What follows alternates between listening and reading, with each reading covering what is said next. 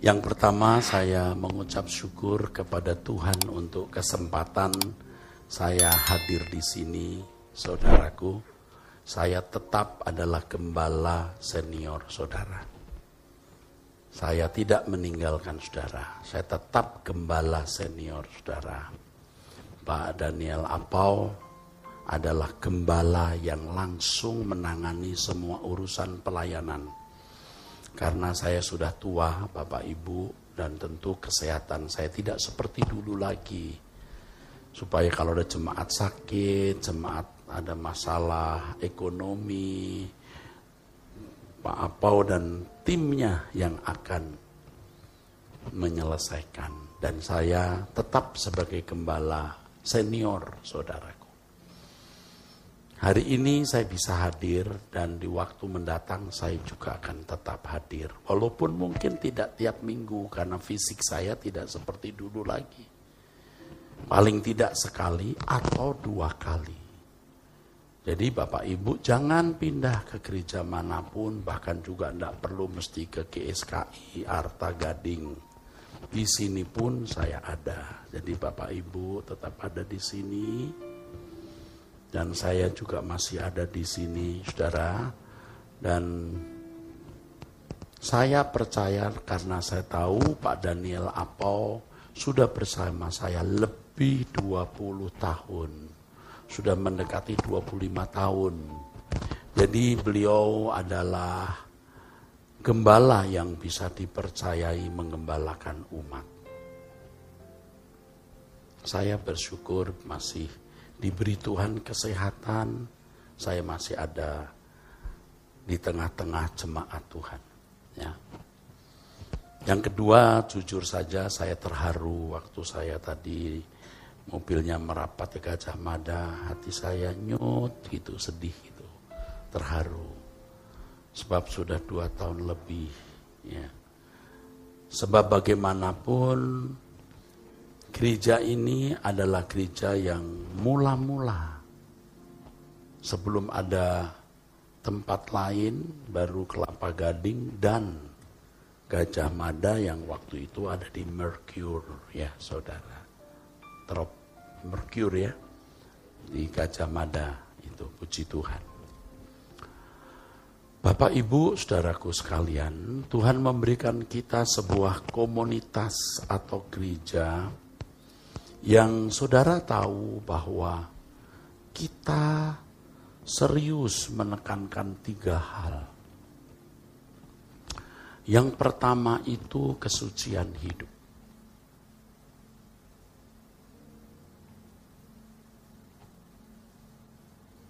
Saudara, jangan coba-coba hidup di dalam dosa.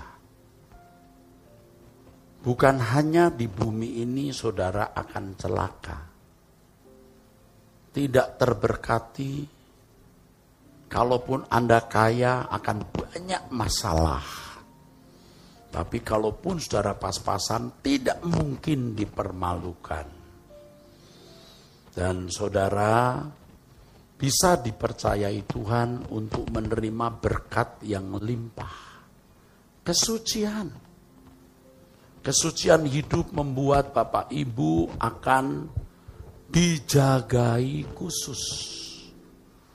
Dijagai istimewa. Kalau saudara melihat orang-orang yang saudara kasihi, apakah itu pasangan hidup, anak atau cucu. Waktu saya khotbah di sini belum punya cucu dulu, sekarang sudah punya. Kita bisa melindungi orang yang kita kasihi dengan kesucian. Kita bukan mau barter, tukar-menukar sesuatu, tidak. Tetapi kesucian hidup menunjukkan yang kita menghormati Allah. Kesucian hidup menunjukkan bahwa kita mencintai Dia. Dan Tuhan itu pribadi yang hidup. Tuhan tahu, Tuhan merasa apakah kita menghormati Dia atau tidak. Tuhan tahu, Tuhan merasa apakah kita mencintai Dia atau tidak.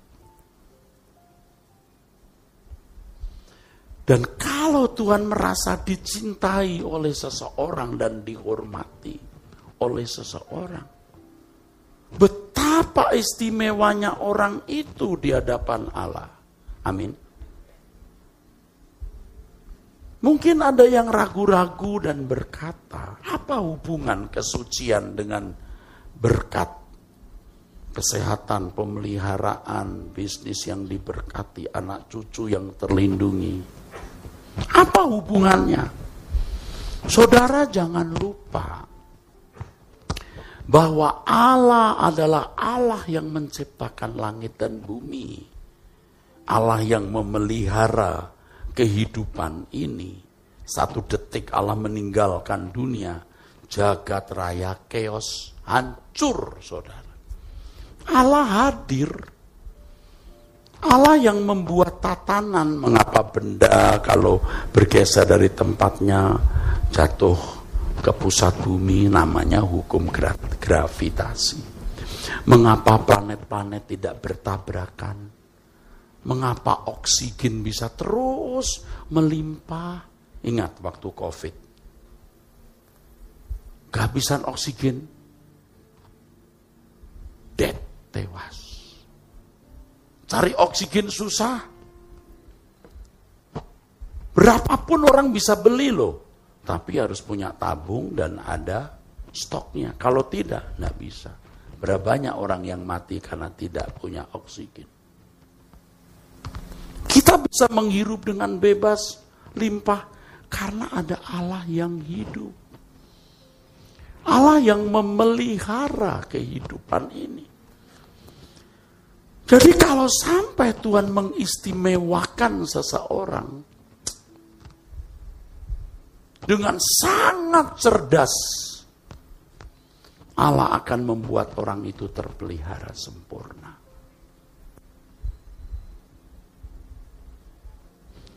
Beberapa waktu ini saya makan di satu restoran, tetapi restoran yang kanan kirinya pohon. Lalu ada rumah tua yang kayaknya mau roboh di sampingnya. Saya datang, saya lihat.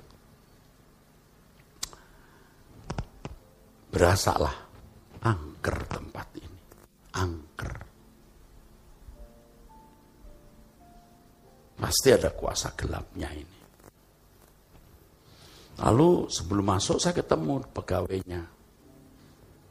Saya nanya, ada yang tidurin nggak tempat ini? Oh saya Pak. Oh kamu.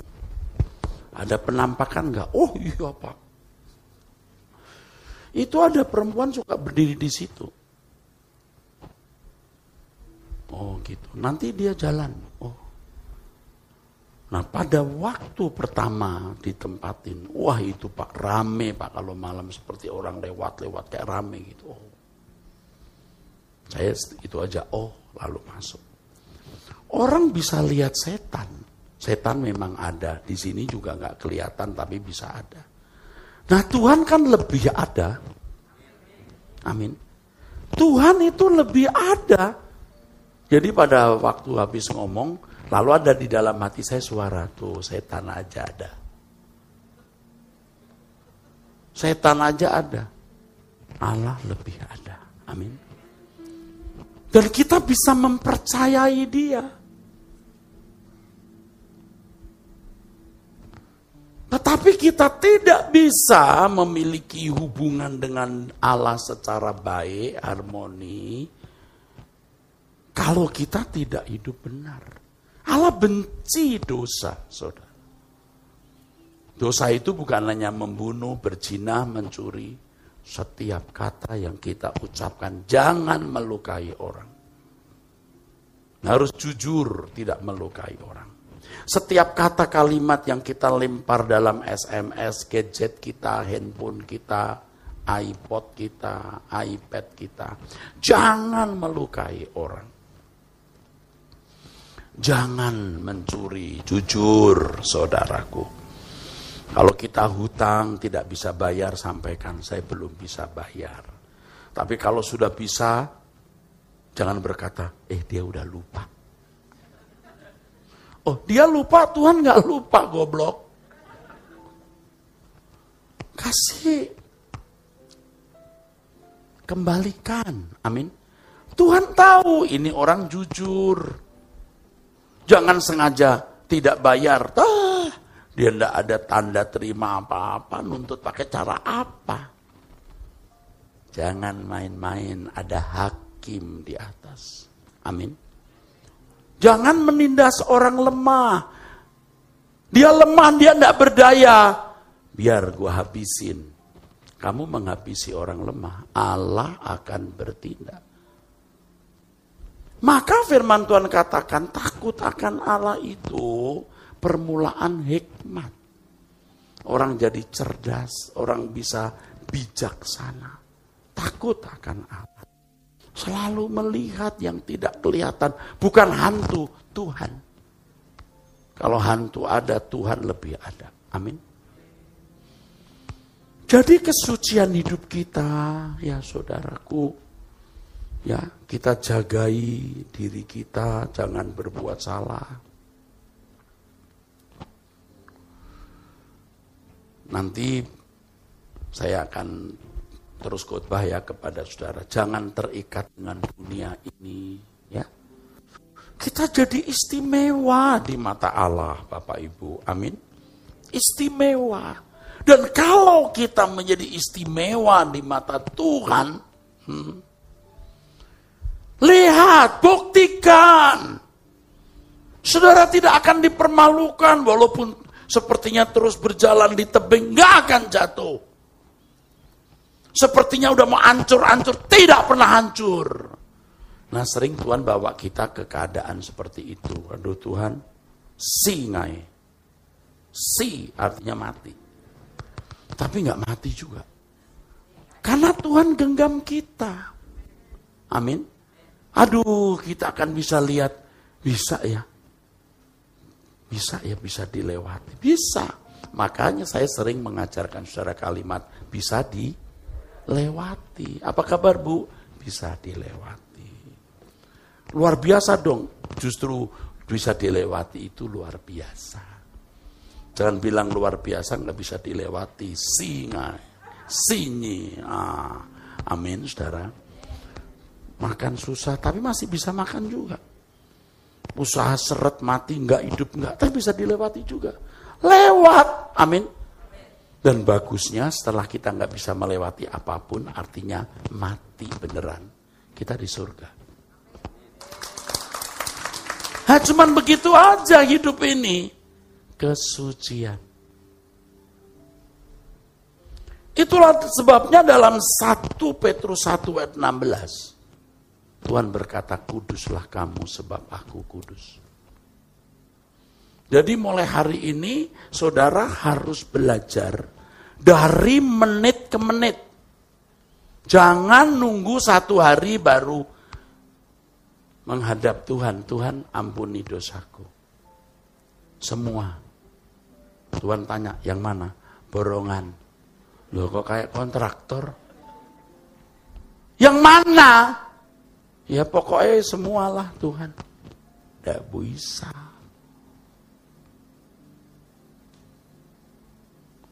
Jadi dari menit ke menit, itu saya pelajari saudara. Sejak saya sakit COVID itu, waduh berkatnya luar biasa. 15 hari loh, sendirian di kamar ngelihat atas cuman langit. Bener sendirian saudara. Siang malam saya sendirian di situ. Mana suster-suster sibuk sendiri karena puncak-puncaknya bulan Juli pertengahan. Banyak yang gak bisa masuk. Pertama saja saya digabung dengan orang tua. Udah telanjang begini. Buang air di tempat, apa di tempat. Pak, buang pup itu di tempat. Prat. Saya lagi makan di sampingnya. Ditutup korden saja kan. Korden doang nutupnya. Dia bilang, suster, ya sebentar. Suster. Orang tua umur 70-an. Sebentar ya Pak. Suster. Bob. Krek. Waduh.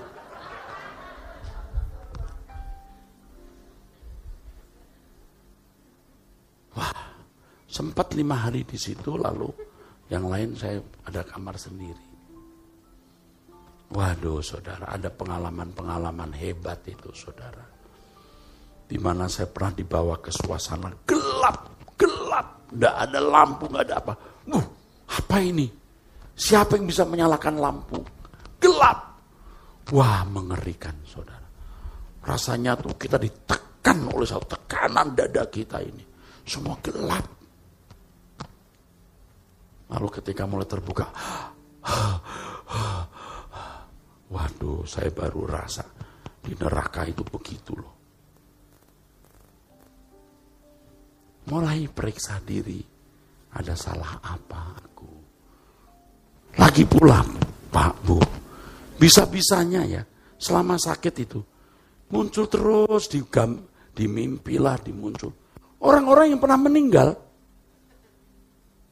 ya orang tua, ya siapa, kayak muncul gitu. Waduh. Untung hari ini saya masih di sini. Kalau tidak, almarhum. Nah, kesucian hidup saya mulai mengerti. Ternyata harus dari menit ke menit. Dari segala hal. Dan saya menemukan satu hal, Bapak Ibu. Yang paling membuat kita salah itu apa? Perkataan.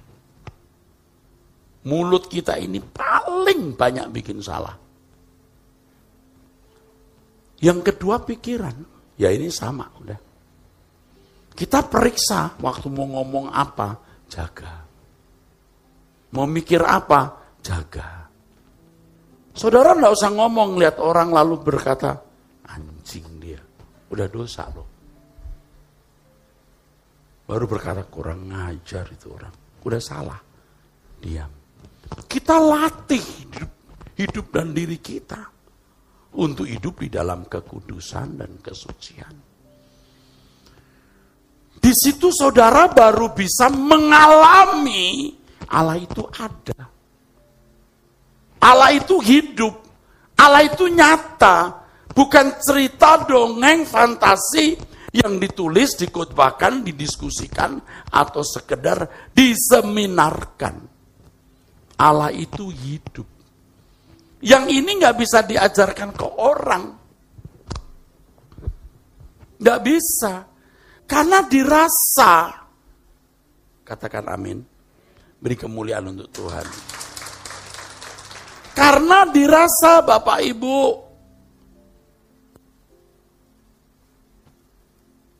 Saya tahu Bapak Ibu juga banyak masalah. Saya juga punya masalah. Tetapi kalau kita merasakan kehadiran Allah, kita jadi kuat. Amin. Tapi kalau kita tidak merasakan kehadiran Allah, walaupun kita mendengar orang berkata, kuat Pak, kuat Bu, jangan takut, Tuhan beserta, tetap takut. Jangankan saudara, saya yang khotbah saja masih takut. Waktu itu. Oh jangan takut Tuhan beserta kita, saudaraku sekalian. Tapi kita juga takut. Karena tidak merasakan kehadiran Tuhan. Semua teori. Sekarang kita harus benar-benar mengalami Allah itu hidup. Jadi waktu saya sakit itu, tiap hari kerjaan saya cuma apa? Meditasi, menyembah.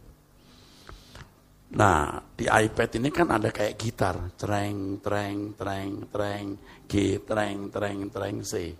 Jadi cuma ini, treng, treng, haleluya, haleluya, haleluya, treng, treng, treng, jadi G, nada dasar G, C, D, begitu. Tiap hari, berjam-jam. Itulah yang saya sebut sebagai pengasingan. Hidup saya diubah, saudara.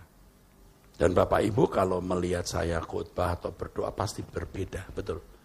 Sebab berubah, bertobat. Kita harus terus bertobat, amin. Nggak boleh berhenti lalu merasa sudah baik. Nggak, Pak. Kita harus terus mengalami proses perubahan. Treng, saya menyembah Tuhan. Memang kadang-kadang harus kepepet dulu baru orang itu mepet Tuhan. Nah tapi saudara nggak usah sampai dibuat kepepet begitulah. Biar saya saja yang dibuat kepepet jadi kelinci percobaan. Saudara percaya bahwa mencari Tuhan dengan sungguh-sungguh dan mengalami Tuhan itu luar biasa. Amin. Harus mengalami Tuhan dan itu bisa dirasa, saudaraku. Orang bisa khotbah hebat, tulis buku banyak, seminar, bisa adu argumentasi berdebat tentang Tuhan. Itu bisa dipelajari dengan mudah di sekolah Alkitab atau sekolah teologi. Tetapi mengalami Tuhan itu harus dari menit ke menit. Ketika kita menjaga pikiran kita bersih, mulut kita bersih. Seakan-akan seperti nggak ada kerjaan lain loh. Ini yang utama. Memiliki Tuhan itu memiliki segalanya. Karena Dia yang menciptakan langit dan bumi, yang memelihara kehidupan. Jadi dari dulu kita bilang kesucian. Tapi kita belum benar-benar bersih, saudaraku. Tuh, turun dari mimbar, kita lihat orang yang menyakiti kita, kita masih berpikir begini, kurang ngajar tuh orang, awas celaka kamu.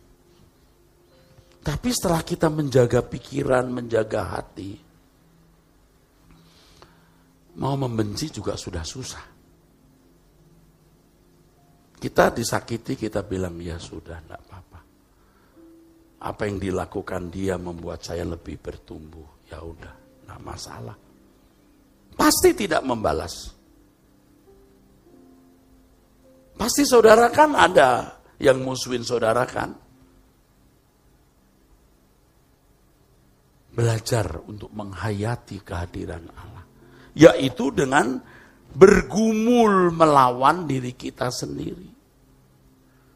Jangan sampai kita melakukan kesalahan. Sebab setiap kesalahan itu bau busuk. Bau busuk. Allah tidak bisa berjalan dengan orang yang bau busuk.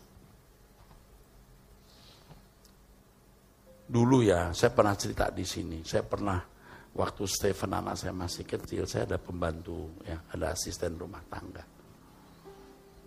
Bau badannya dahsyat. Nggak tahu dia gen apa itu. Itu jarak 2-3 meter, wus gitu, wus. Kalau masuk mobil, seluruh mobil bau. Wewangian mobil tewas.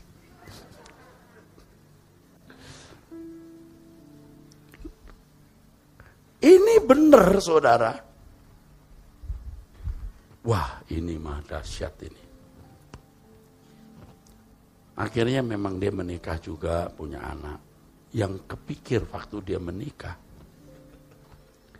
itu laki-laki hebat. Wah, itu laki-laki hebat loh. Bagaimana dia bisa bertahan menghadapi pencobaan yang begitu besar? Saya kira hidung semua orang ya mirip lah. Yang namanya busuk, yang wangi-wangi. Yang ini bukan wangi. Waduh. Waktu dia menikah, saya kepikir, itu pria hebat sekali ya. Pasti waktu pacaran kan dia juga udah cium-cium baunya. Kok masih mau? Wah, emang. Apa dia punya saraf hidung rusak? Tidak jelas. Tapi yang jelas, dia menikah punya anak, beberapa anak. Saudara, Tuhan nggak bisa begitu. Nggak apa-apa deh. Nggak apa-apa biar bau. Manusia bisa gitu kan? Nggak apa-apa bisa bau. Biar bau nggak apa-apa. Yang penting enak. Itu begitu manusia. Tapi Tuhan nggak bisa. Tuhan itu berdaulat absolut mutlak. Kuduslah kamu sebab aku kudus. Itu no excuse. Makanya di Yesaya pasal 59, waduh Tuhan bicara tegas sekali saudara. Jadi mulai hari ini kita ya jemaat Tuhan GSKI Gajah Mada berubah. Jangan macam-macam loh. You nggak diberkati, lu mampu saja. Susah hidupmu. Di bumi susah, aduh di kekekalan susah. Yesaya 59 ayat 1. Sesungguhnya tangan Tuhan tidak kurang panjang untuk menyelamatkan. Selamatkan Tuhan usahaku. Selamatkan Tuhan studi anak-anakku. Selamatkan Tuhan rumah tanggaku. Selamatkan usahaku Tuhan. Tuhan tidak kurang panjang untuk menyelamatkan. Dan pendengarannya tidak kurang tajam untuk mendengar.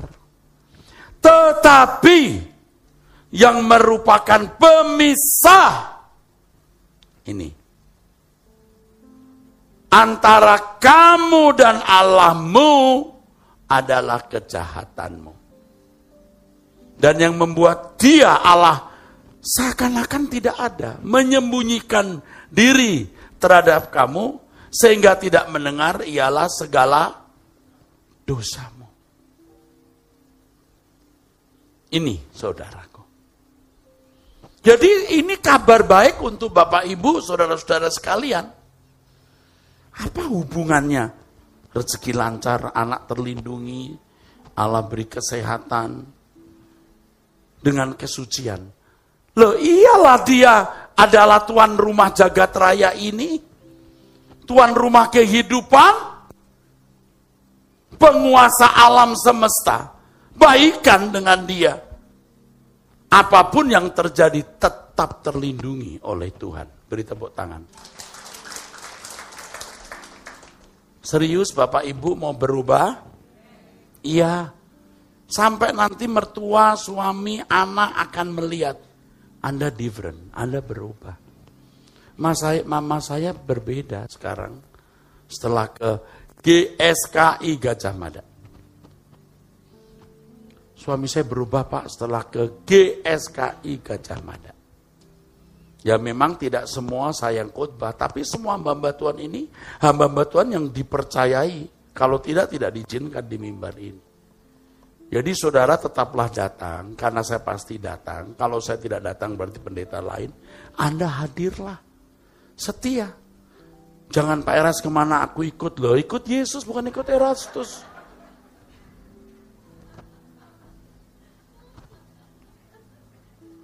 Pak Eras kemana aku ikut, ke ujung langit aku ikut. Emang suamimu?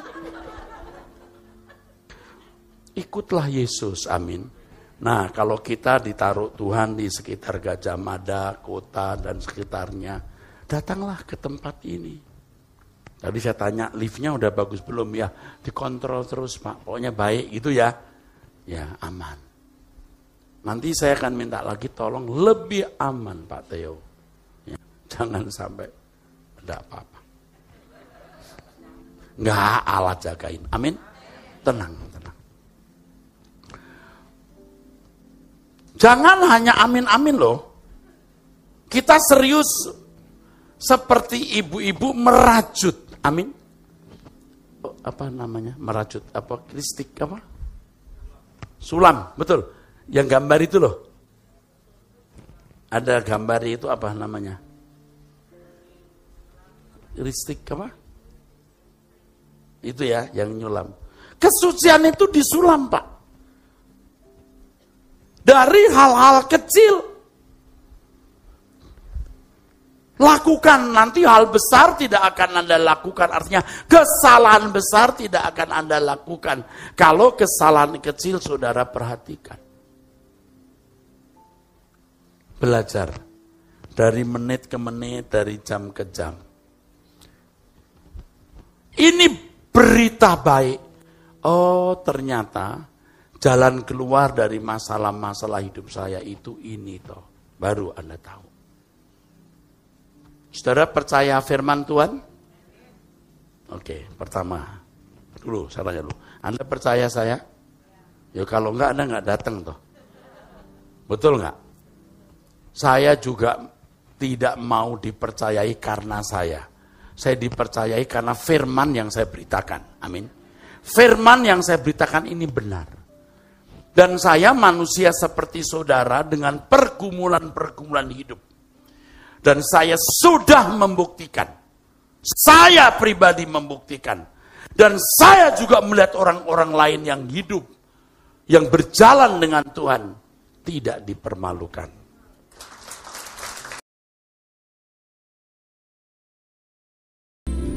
Saudaraku, ketika saudara mulai melangkah hidup suci, Anda melihat seakan-akan keadaan tidak berubah. Keadaan sama. Seolah-olah Allah tidak memberi penghargaan. Seakan-akan Allah tidak melihat. Lalu saudara berpikir, percuma. Setan akan berbisik. Percuma. Lihat orang lain. Tidak hidup suci juga baik-baik. Saudara jangan menjadi lemah. Karena Tuhan mengendaki kesucian yang permanen. Jadi memang ada saat di mana Anda seakan-akan sudah hidup suci. Tetapi itu situasional, artinya tergantung oleh situasi. Di situasi tertentu saudara tidak berbuat salah, tapi di situasi yang lain Anda masih bisa berbuat salah. Dan Tuhan mengajar kita untuk memiliki kesucian yang permanen. Kesucian bukan hanya kita lakukan, tetapi menjadi bagian yang tidak terpisahkan dalam hidup kita. Itulah sebabnya di dalam Ibrani pasal yang ke-12, ada kalimat indah yang kita patut perhatikan. Ibrani 12. Ada kalimat yang indah. Bapak, ya, itu mendidik kita dalam perjalanan hidup supaya kita beroleh bagian dalam kekudusannya. Kalau Bapak di dunia mendidik kita menurut sesuai dengan apa yang menurut mereka baik, ya pada umumnya orang tua mendidik anak-anak supaya menjadi baik sesuai dengan konsep baik yang dimiliki orang tua. Tetapi Allah mendidik kita supaya kita menjadi baik sesuai dengan standar kebaikan Allah. Itu permanen. Kita bukan hanya tidak berbuat kesalahan, tetapi kesucian itu menjadi bagian kita yang tidak terpisahkan. Kapanpun, dimanapun, dalam situasi bagaimanapun, tidak berbuat salah. Misalnya orang bisa mengalah ribut dengan orang. Karena orang itu lebih kuat. Jadi Anda tidak mau membalas kejahatan demi membalas kejahatan dengan kejahatan. Tapi coba kalau orang itu lemah, yang Anda bisa tindas, mungkin Anda tindas. Anda tidak mencuri karena akan ketahuan, ini kemungkinan ketahuan besar dan masuk penjara, malu. Anda tidak melakukan pencurian itu. Coba kalau pencurian itu tidak akan diketahui orang, tidak akan terbukti bisa mencuri. Anda tidak berzina karena tidak ada lawan untuk berzina. Lalu Anda juga takut kalau ketahuan nanti sanksi sosialnya berat, malu. Tapi di situasi tertentu Anda bisa salah. Jadi ketika kita mulai merajut kesucian, Tuhan seakan-akan tidak peduli, tidak memberi penghargaan, ya, tidak memperhatikan. Jangan begitu.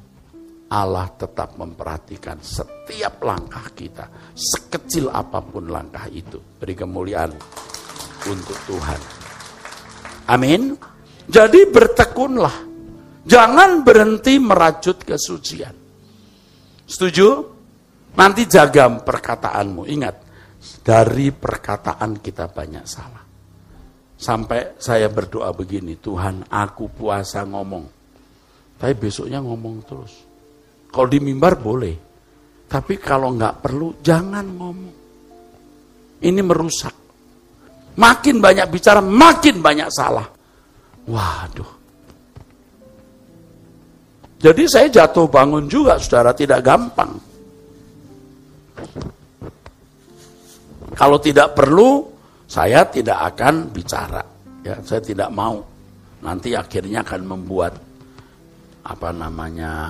saya bersalah. Jadi ketika kita mulai menjaga kesucian, mulai hidup suci, kok Tuhan seperti nggak peduli. Jangan kita lemah. Amin. Yang kedua, ketika kita melangkah ya untuk hidup suci, ingat tadi Tuhan seakan-akan tidak peduli. Ya. Ingat tadi saya katakan supaya kesucian kita menjadi permanen. Yang kedua, supaya kesucian kita bertumbuh, yaitu ketika Anda merajut kesucian, justru muncul banyak kesempatan berbuat dosa. Aneh ya? Aneh ya? Kelemahanmu apa? Disitulah Anda akan menjumpai. Misalnya Anda punya kelemahan itu gampang marah. Justru banyak orang bikin gara-gara. Betul? Loh kok begitu ya? Saudara mau menjaga kesucian. Kalau kelemahan saudara misalnya uang. Loh kok malah banyak kesempatan tidak jujur soal duit, bisa mencuri. Kelemahan saudara seks. Loh kok justru punya kesempatan banyak untuk melakukan kesalahan di sini.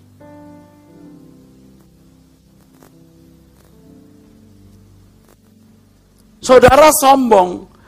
Malah punya kesempatan saudara diangkat-angkat orang.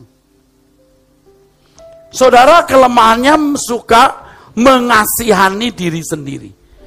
Justru mendapat banyak keadaan di mana saudara jadi melo-melo mengasihani diri sendiri atau memberhalakan perasaan. Nah, di situ Roh Kudus akan pimpin kita, saudaraku. Amin. Loh, aminnya kok pelan? Amin. Saya ulangi, ketika saudara merajut kesucian, aduh kok Tuhan seperti nggak peduli apa-apa ya, aduh kok Tuhan seperti nggak perhatikan. Tuhan mau kamu permanen, kesucianmu tidak situasional, bukan sementara. Kamu bukan hanya tidak berbuat dosa, tapi supaya kamu memiliki keadaan yang tidak bisa berbuat dosa. Haleluya. Mau saudara? Nah itu supaya saudara kalau masuk surga itu bukan karena Anda tidak berbuat dosa, tapi tidak bisa berbuat dosa. Yang sering saya katakan not just to do but to be, menjadi. Itu produk Roh Kudus dalam hidup kita. Amin. Kita nggak mau ribut karena dia lebih kuat, ya percuma. Anda bayar hutang karena dia ngancam mau pakai preman. Nah, itu kan juga belum benar. Tetap ku bayar walaupun kamu tidak nuntut. Betul nggak? Tetap ku bayar walaupun kamu lupa. Beberapa waktu yang lalu, mungkin sebulan yang lalu, ada orang cerita saya dapat berkat Pak, orang kasih duit saya. Orang itu berkata, loh Bapak kan punya ini saham di sini. Loh, saya lupa. Tuh. Orang dunia saja nih Pak, bisa baik begitu. Ya saya nggak tahu dia Kristen atau bukan yang ngasih itu. Tapi yang jelas yang terima ini bukan orang Kristen, orang Katolik, cerita-cerita lah. Loh orang dunia juga bisa baik. Jangan kita tidak bayar hutang karena orang tidak bisa nuntut kita. Walaupun nggak ada catatan di atas kertas, Pak, nggak ada kwitansi kayak apa, tetap karena kita takut Tuhan. Amin. Jaga perkataan, walaupun orangnya tidak ada di situ, jangan ngomongin orang. Amin. Kalau di meja beberapa orang mulai ngomongin, saya bilang bisa nggak kita stop? Kalau dulu saya nggak mau, saya malah ikut. Yo, ayo, hore, tambah rame, dibakar. Apalagi kalau yang diomongin itu hal yang kita seneng. Orang yang nyakitin kita terus diomongin, wah ayo. Jangan, bisa nggak ngomong. Jangankan orang lain, istri saya sendiri juga, Mam, bisa nggak kita nggak ngomongin ini? Nanti kemesraan kita cepat berlalu. Duh, ini serius. Ketika kita merajut kesucian seakan-akan Tuhan tidak memperhatikan kita, tetap aja belajar merajut kesucian, karena Tuhan mau kita permanen sampai kita nggak bisa ngomongin orang. Kalau nggak penting nggak ngomong. Setuju? Yang kedua, saudaraku, saudara harus tahu, ketika kita merajut kesucian, kesempatan berbuat dosa lebih banyak. Aneh ya, kok bisa gitu? Iya. Kenapa? Karena Tuhan mau kita meningkat. Amin. Halo, amin. Kalau saudara hanya berenang di kolam renang, tidak ada ombak, Anda nggak ahli. Harus ada ombak atau gelombang. Makanya berenanglah di laut. Biasanya lautnya tenang nih Pak, kok sekarang bergelombang. Supaya kamu ahli. Kamu tambah cakap berenang.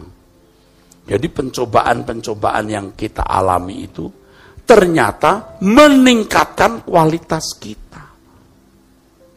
Nggak mungkinlah dari kecil soalnya 4 tambah 4 terus. Waktu umur 5 tahun, 4 tambah 4 berapa nak? Kata guru kepada anak umur 5 tahun. 8 ibu. Sudah umur 30 tahun masih 4 tambah 4 berapa nak? Nggak mungkin. Betul saudara? Soalnya lebih besar, lebih sulit. Waktu kecil, mamanya bilang, tolong nak ambilin buku mama di situ.